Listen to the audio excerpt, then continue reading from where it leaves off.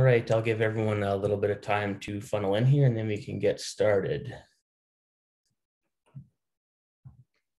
All right. Hello, everyone, and thank you for joining us for today's webinar. My name is Quentin Moorhead. I'm the National Account Manager of Top Crop Manager in Potatoes in Canada. I'm joined today by Shea Ferster. Shea Ferster, Business Advisor with MNP, discusses how to use and interpret data to make smart financial decisions for your farm operation.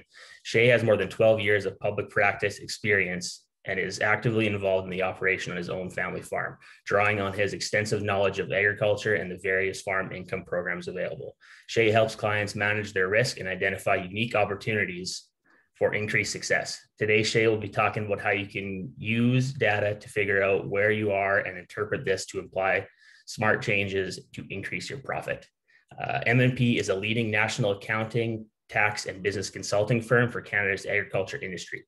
They have invested more time and resources into understanding agriculture than any other firm, with more than 18,000 agriculture clients and a team of more than 600 agriculture specialists. MNP delivers a diverse suite of services to protect farmers and maximize results. This webinar is being recorded and will be made available to all attendees and registrants approximately 24 hours after our live broadcast. The session is scheduled to run for approximately 45 minutes to an hour. Shea will speak for about 45 minutes, and following the presentation, we'll open the floor for questions. If you have any questions throughout the presentation, please type them into the questions tab. Without further ado, I'll turn things over to Shea. Good morning. Thanks, Quentin. Thanks for everybody to attending this. As you will quickly learn, I have a lot of passion around this area. Being a farmer myself and an accountant, so a farmer who really likes numbers. I see that there's a big opportunity here. Going to cover a lot of the basics, so please feel free to ask questions as we go. So we'll get going here. So today we're talking about the importance of the farm data and how to use the data to make more profitable decisions. And so the intent of this is when we started down this path about 4 or 5 years ago, we were hearing from a lot of producers that are like, we have all this data and we don't know what to do with it. And so that was really where we were stuck. We were trying to figure out how to help guys use the data to turn it into more profit. And so we had engaged our IT folks and they said, well, in the world of analytics, you need to identify the question. What kind of question are you trying to answer? And so we came up with, so in my world of accounting, internally, we can see there's different types of farms out there. There's good farms and great farmers. And by what I mean by that is that we could have farms right beside each other, doing the same thing, yet having vastly different outcomes. And we're like, well, what's the difference? Well, it must be management. So all we always would say was the difference, but we couldn't ever go any further than that. And so then when we engaged these IT folks and they said, well, tell us more about that. Maybe we can use data to bridge the gap. And so we, in a benchmark and some internal benchmarks, we had a list of 150 farms in a same general area. So similar crops, similar crop types, similar soil and everything like that. And over a 10-year average, we identified a difference between a good farm being the average and a great farm being the top top 25%. And normally, if I was giving this presentation face-to-face, I would ask the group to what the difference is, because the results may surprise you. So while both farms are profitable, the good farm, the average, makes $81 an acre. A great farm makes $185 an acre. So $104 is the difference. So on a 10-year average, 5,000 acre farm makes over $5 million more. And we're like, well, what causes that? And that's you put your accounting hat on and say, well, the great farmer must be spending less. Well, in fairness, their production expenses, which are the expenses you can differentiate between a canola acre and a wheat acre, so seed, fertilizer, chemical, crop insurance, was almost identical. 10 years ago, it was the great farmer was spending a little bit more on this, but they were quicker to adapt to aggressive agronomy. But now the playing field is level. They're probably spending differently, but they're spending similar. Labor, power, and machinery are the other variable costs related to the operations of the farm. So these are wages, repairs and maintenance, depreciation, lease costs of equipment, depreciation of equipment, fuel. The great farm manages that better by $5 an acre, and land building and finance, which is the rest of the overhead. So big ones being land, rent, and interest, are a little bit less, but $4. So of the $104, $9 difference in cost. So which part of it you would expect? If a great farmer is making more money, they'd probably have less interest. And so, but the fascinating part was $93 is in revenue. And so that we found that fascinating. They're spending the same, but generating more revenue. So there's two factors that would cause that: marketing and production, whether it's increased grade or increased yield, or the causes of that. We haven't been able to extrapolate what the difference is on whether the marketing is something that we're trying to figure what portion of that is marketing, because it will factor into a place. But we do believe the majority of it resides within production. So then we went down the path of process mapping a grain farm, identified 150 data points, to which we've identified 35 that we believe drive correlation to increased production. And so I'm sure a lot of people have read this book, is because it is the truth, is now that we know the difference, now we understand the question to where we're trying to do it, how do we start determining the difference? And so the basic idea, whether it's accounting or farming, whatever, what gets measured gets managed, right? You need to start figuring out what are you doing differently, or what are those other people doing differently. But without measuring it, you have no idea if you make a change to what the difference is. So we started interviewing a bunch of farmers and quickly identified that there was differences between the top farms, the average farms, and the poor farms during our process. And so this one is fascinating in the fact that here's some traits that we don't identify between them. Likely none of them are new, yet it's fascinating the variance of response. So testing and iterating behavior. Great farmers are always trying something new and testing it to see if it has a benefit for the farm. A great farmer does it yearly, at least 1 to 2 fields per crop type. Average farm tries 1 or 2 things across their farm. A bottom 25 rarely does it. Optimizing inputs. Great farmers target yields and aggressively plan inputs. So this is one of the things that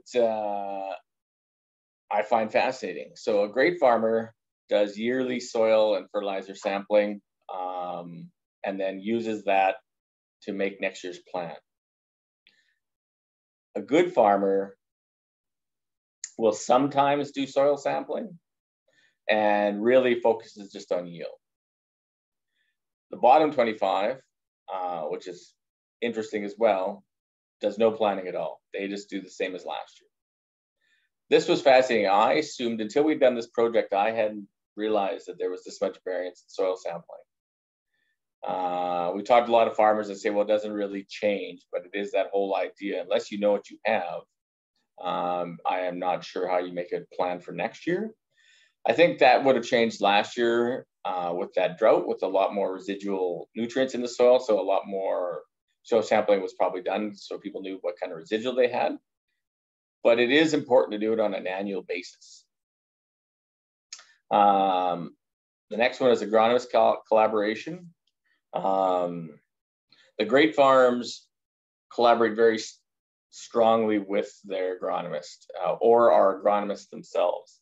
They set targets and keep the team accountable to the targets. So work with them throughout the year to achieve that target. The average farm sometimes talks to agronomists, typically when it's free, potentially tied to a chemical company. And the bottom 25 really doesn't collaborate with an agronomist. Execution windows. A great farm has a plan. They understand the importance of being prepared to seed at the right time, the seed to go the drill to go the right speed, and the importance of application of herbicide and fungicide applications and the harvest dates. They understand the importance of time. The average farm tries their best, often ends up rushed, and then hits some execution windows, but misses some as well. The bottom 25, usually a late seeder, and usually late harvester as well. And the last one is a great farm tracks operational data because they understand the importance of it to how it drives the profit. Understand how each field did, looks at problem areas to revisit what are opportunities to fix it. The average farmer tracks some data, has an idea of what the yield was, and then goes about their business. Bond 25 just kind of trucks along. So, like I said, none of these are really new ideas, but the second part of this is we've noticed some big variances. We've noticed that they make a lot more money. And the part that I find fascinating is that these things are all within the producer's control. And this is what creates the opportunity. Yet, big chunks of the industry don't do them. And so that's really where the power of the data is for the people that are interested in doing something about it, because there is an opportunity with it.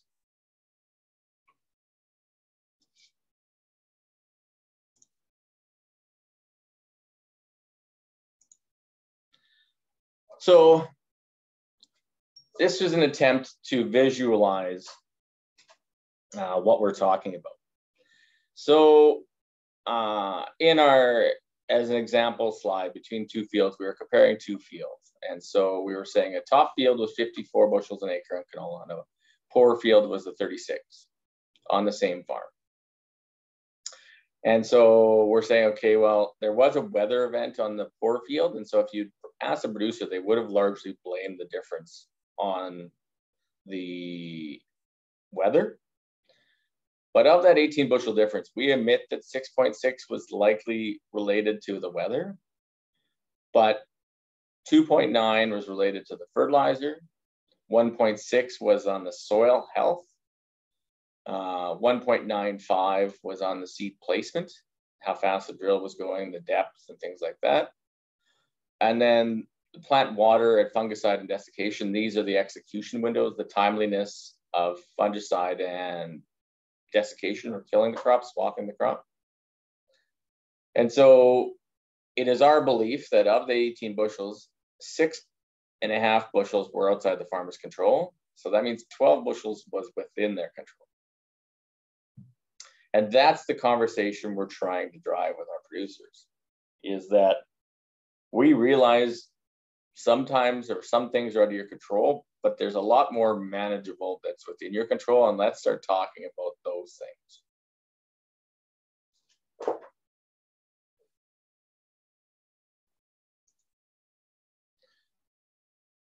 And so this is just a further example of what you can do, is just basically analytics in action. It is, if you are tracking some basic data, there's no reason you can't compare to your target, to the best outcome, to find out opportunities for changes. So where we're seeing the value in it is of the key data. We want to track, we're tracking application dates, or seeding dates and spraying dates. We're tracking the actual yield, the weather challenges, the previous year crop, the rotation. And then we're also tracking a lot of agronomic data.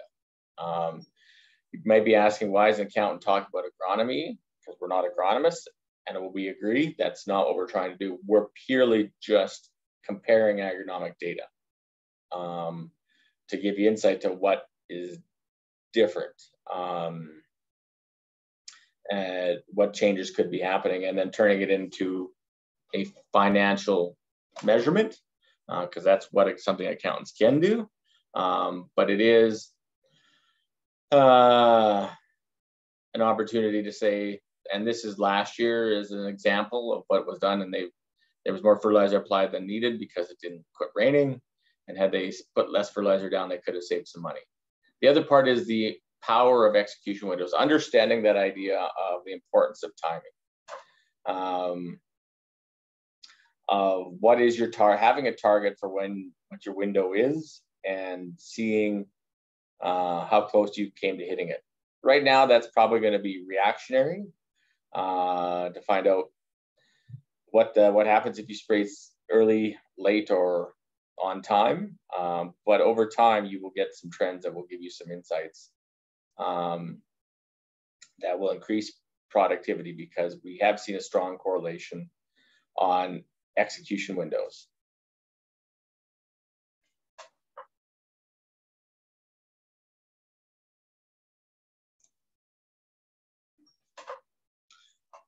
So it's basically, the other part of this is that we're also trying to change the conversation from maximizing yield to maximizing profit, because that's what pays the bills.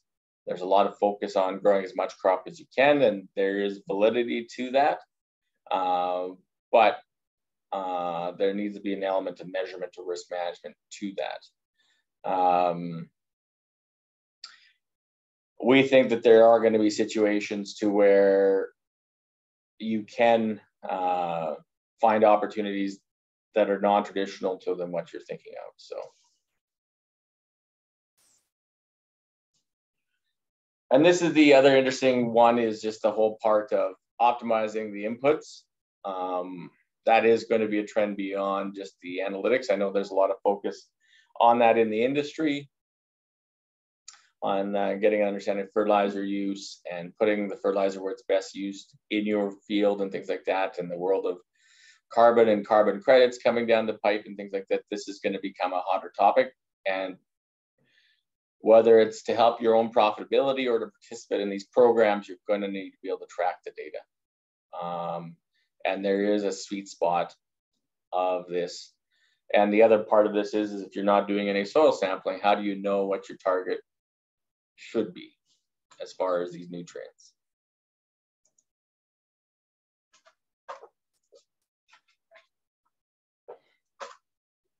Another example is creating once you track all the data, you go across your farm and you can look at this and track all the things and identify the opportunities with your farm. So what this spreadsheet is trying to show you is, of the items we're tracking the crop variety, the previous crop, the yield, the days, seed, intensity, seed width, seed depth, seeder speed, the nutrients. And then we also rank them by green being good, you're in the right area. The gray being the warning zone, and red being an opportunity for improvement. And so basically, if you're green across the board, that means you're in the top percentile. There isn't a lot of opportunity to improve. But if there is red or significant red, there's opportunities for improvement that we believe were within the producer's control. And it might not be just the, there might be more to it. It could be the variety, it could be the rotation. There's a lot of different things, but it's, the goal of data is to create the conversation. Data on its own will not create a silver bullet, but it may change the way that you're thinking about something or the way you're reviewing something. Or in some cases may cause you to actually do a review for the first time, which is a healthy business practice. But it will change the conversation, which is the very first step.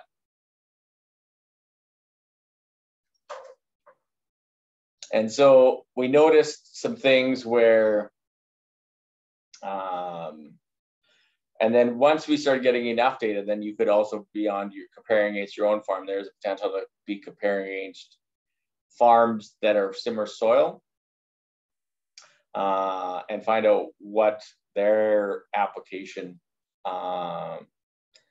targets were, and to find out if there's opportunities for you to find out those behaviors to replicate it.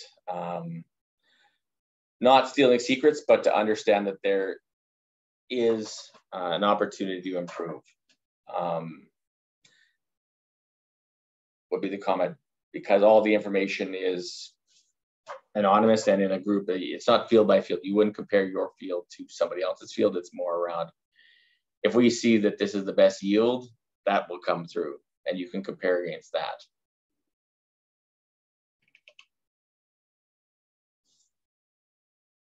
So it's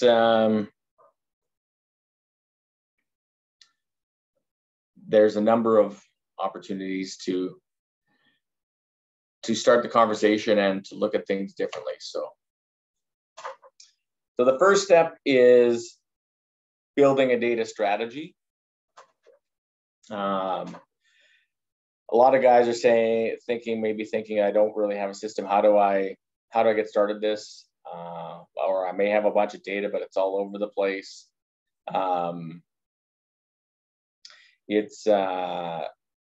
Where do I start? So step one is start collecting data. If you have the equipment data is tracking, you access that. You can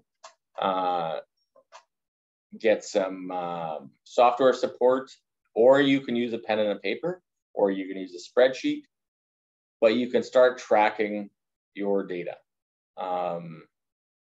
It is available today on 100% of the farms. Whether it's tracked by the machines or by you, the owner, it is all within your control.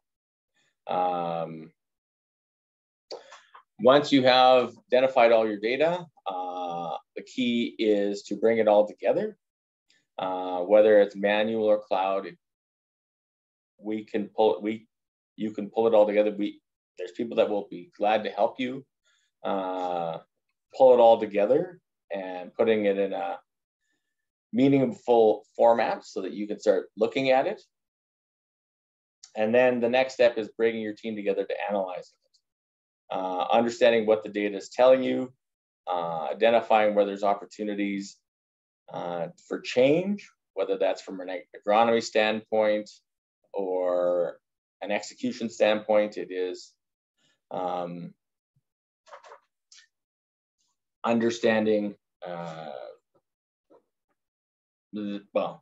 start understanding the questions you're trying to address in your farm.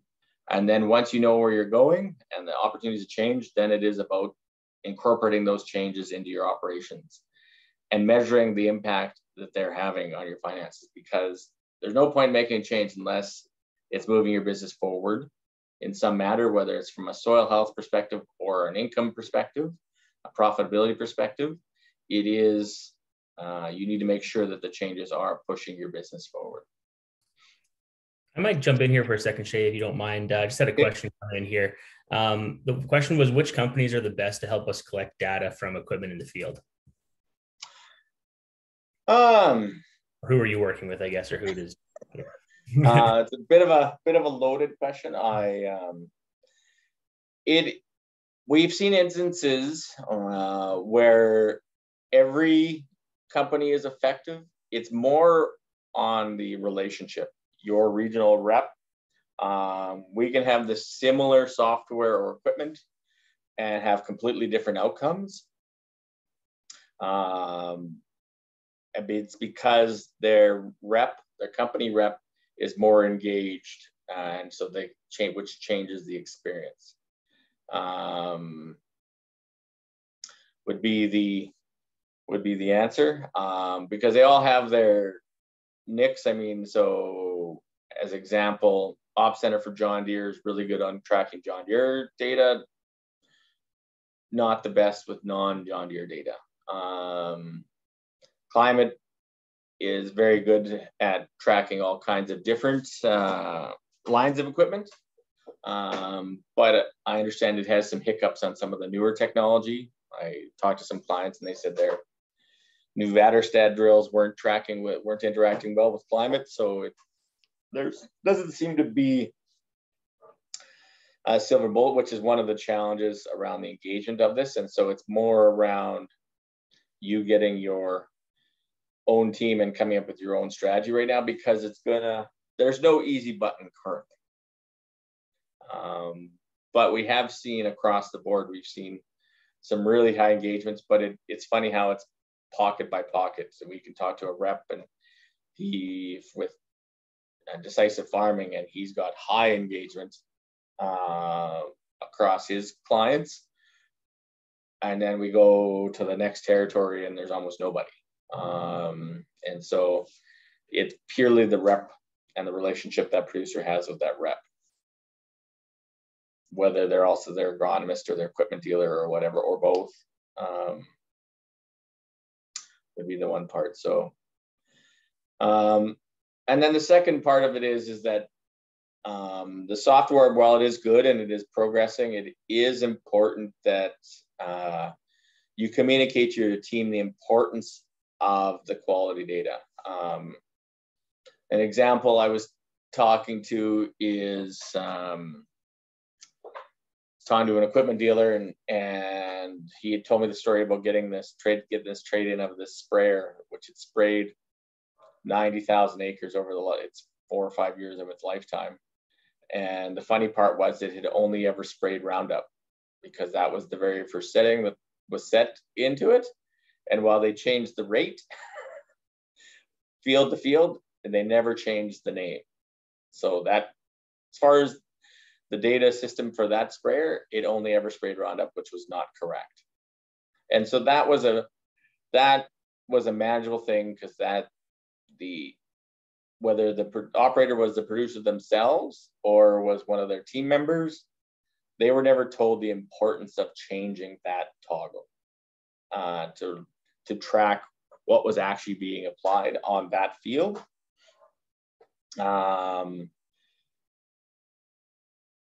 that's really the key, is that you, the owner or the manager of the farm, needs to see the value in this, or else nothing else will happen with building a data strategy. Because if you don't, your team members aren't going to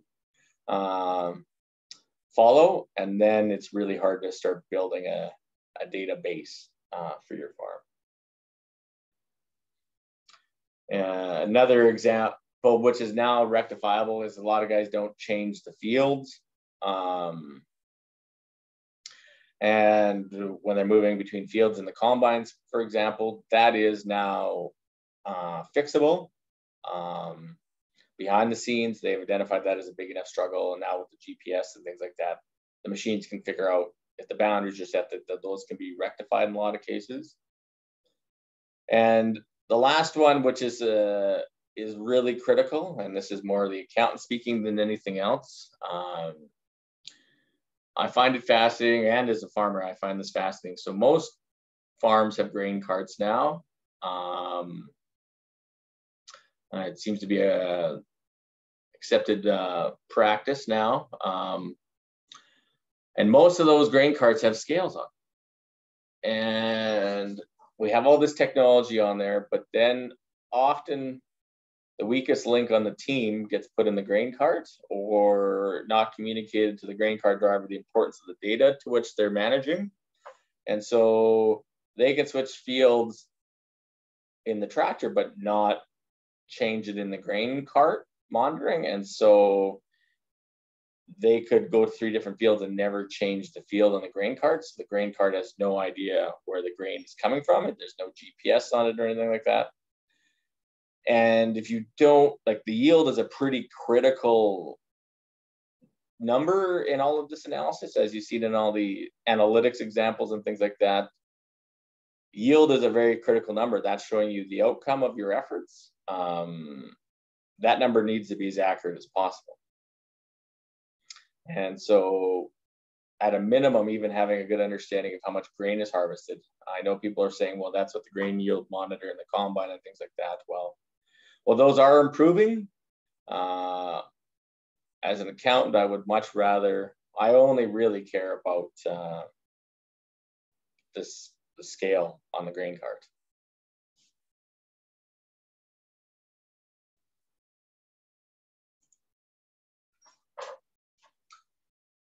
So one of the things when we're talking to farmers about getting engaged around data, whether they are collecting data, or more importantly, why they're not, we notice a bunch of trends, and this is the why we're trying to say this is, if you are trying to get more interested in this or feeling frustrated, there is some things you can do when you're refreshing your strategy or starting new your strategy, because there is no silver bullets. I had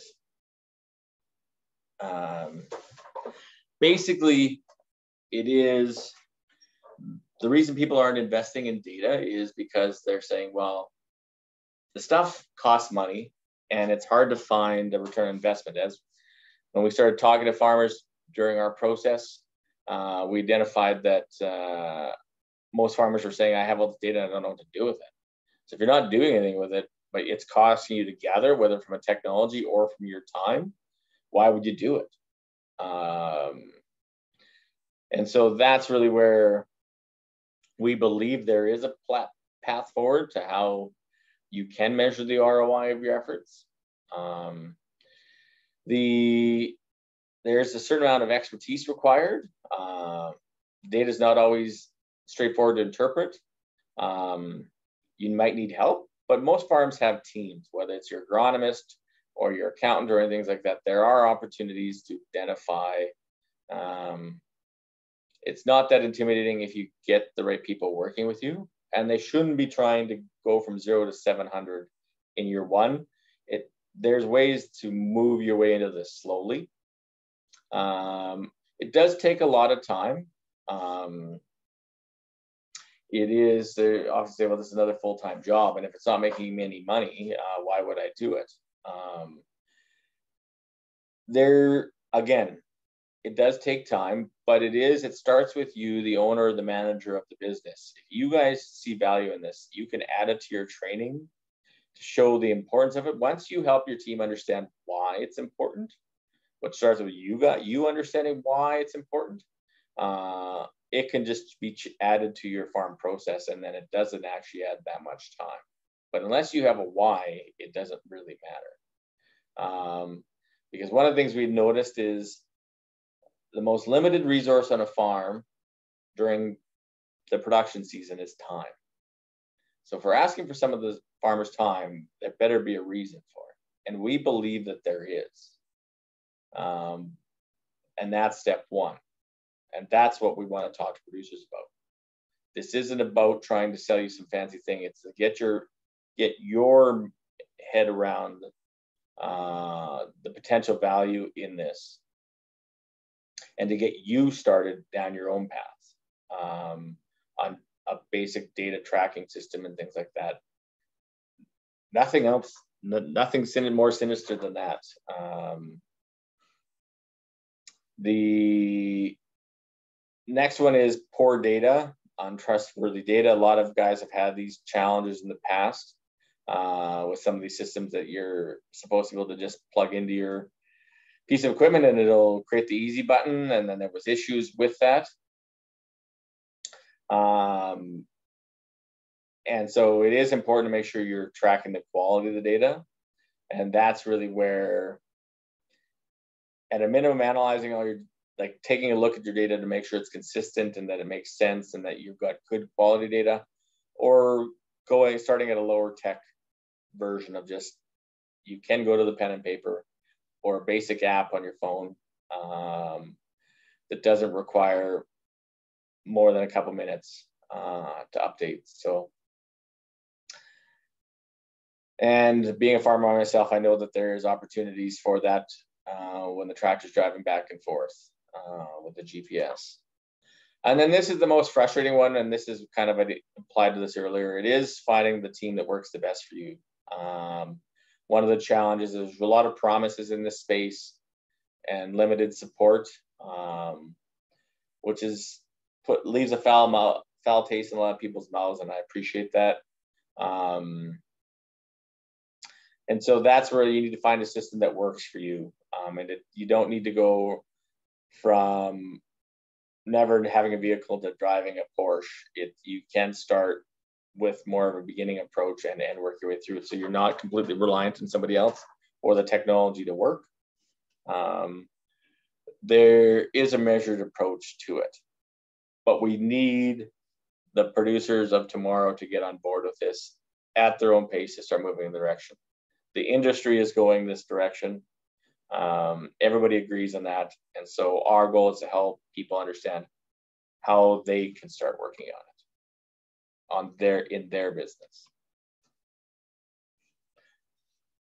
And this is more of a blue sky. I suspect the early adopters, the guys further down this rabbit hole, are doing some of these things.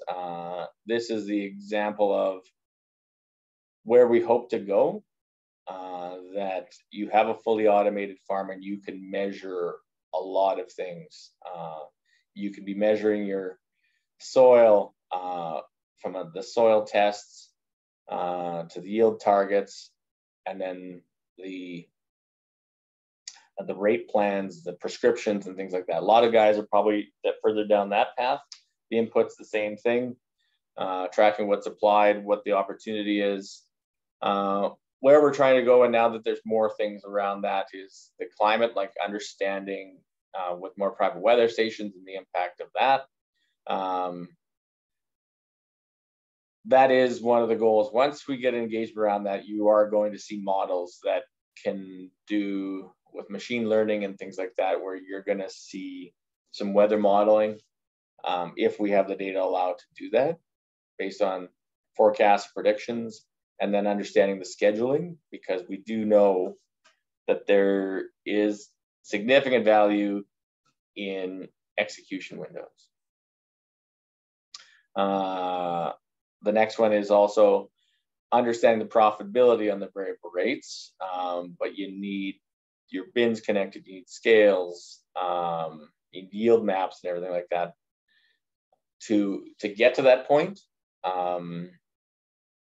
And then understanding the right equipment to cost, because that's one of the examples that I use. Is there's been a lot of ideas around how much drills you need in your area, how much drill you need in your area to hit your targets for execution.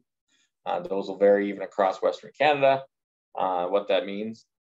But if I were to say that seeding your whole farm in 10 days would generate you 4 more bushels an acre, that might change that put it on its head and understand what that means. Because there are opportunities within that, but only opportunities worth pursuing if it makes the producer more money. And then the last one, which is really what is the key to an accountant's heart, is there is the cost management and the risk mitigation. Once we have all this data, there are ways that your financial team can reduce the downside and keep you marching forward so that you can focus on hitting home runs and not worrying about striking out, not being in the game next year. There are methods to that if you have a complete data system in place.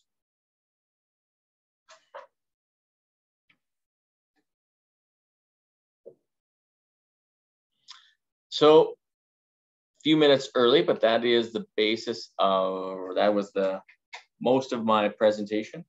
Are there any questions? Yeah, thanks a lot for that, Shea. That was great. And like you said, if anyone has any more questions, feel free to type it into that questions bar now. We had a few that came through, so I'll rattle off some of those and we can get going. First was, I think you answered this in there, but do I need soil testing on my farm to participate? Yeah.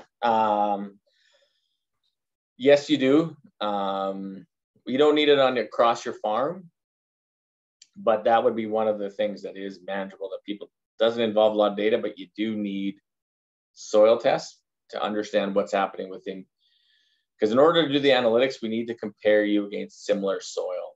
And that's one of the foundations of this. And so without understanding your soil, without a soil sample, we can't do that.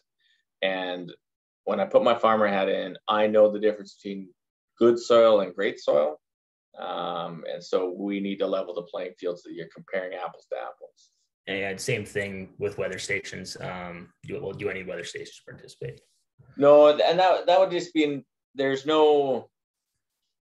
it's not a requirement to creating a data strategy. However, there are some interesting things happening on the weather station front, some interesting insights, understanding the importance of water, which I appreciate people already knew, but there are some interesting insights within that. I suggest people looking at them to see if there's any value, because as everybody knows and agrees that some of our national weather forecasting is not the best.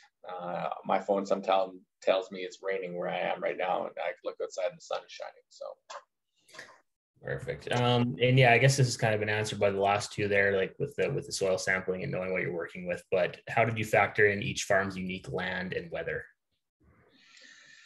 Yeah, it is. So number one is if you have, like I said, the more accurate the information, you having your own weather station helps. But there are methods to gathering general weather, and there's going to be more horsepower available in that space.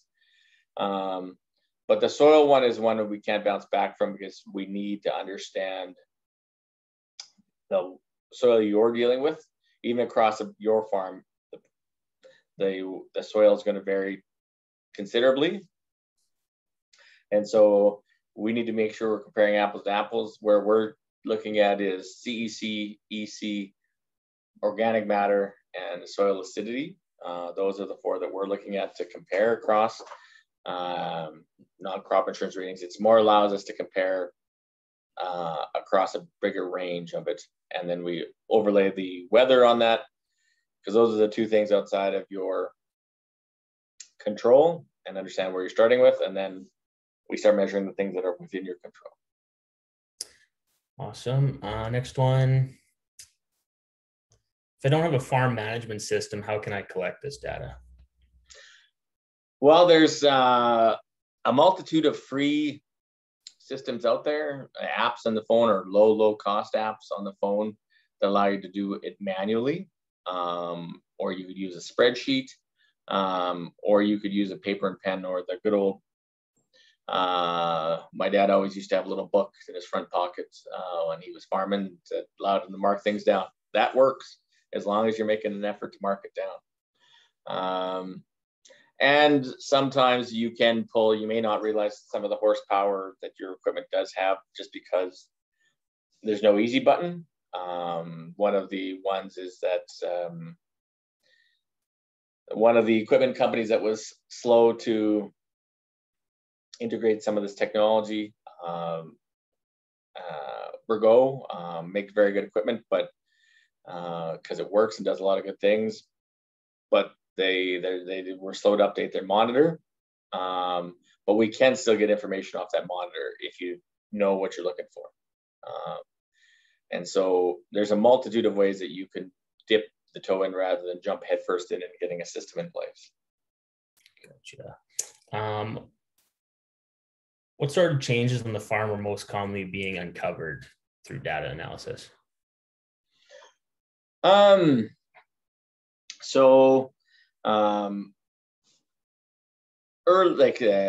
from what we've noticed, early days is understand the importance of seed rate. A lot of discussion around that because it can cost a lot of money, but there's an optimal view on that. It's sometimes up, recommending up, down. And this is not us with agronomists, it's us just evaluating across multiple fields. The next one is nutrient changes, specifically nitrogen. Everybody understands that, but it's also understanding that there's a sweet spot. You can put too much on and the law of diminishing returns. And so finding that sweet spot, and that'll vary depending on the weather you get, but having, like I said, having a good conversation around that. The other one that is fascinating was seeder speeds, because we do understand the value of getting the seed in at the right time in the right spot. We had a bigger variance in seeder speed than we expected, and we are seeing some correlation there.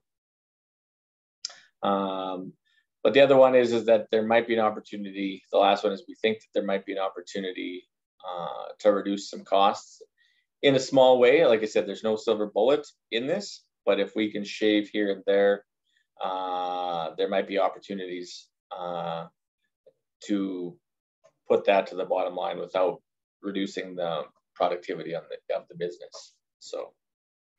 Gotcha. And one last one here. And like I said, if anybody else has anything else on their mind, feel free to type it in. What data from the farm would be most helpful to you, like as the accountant?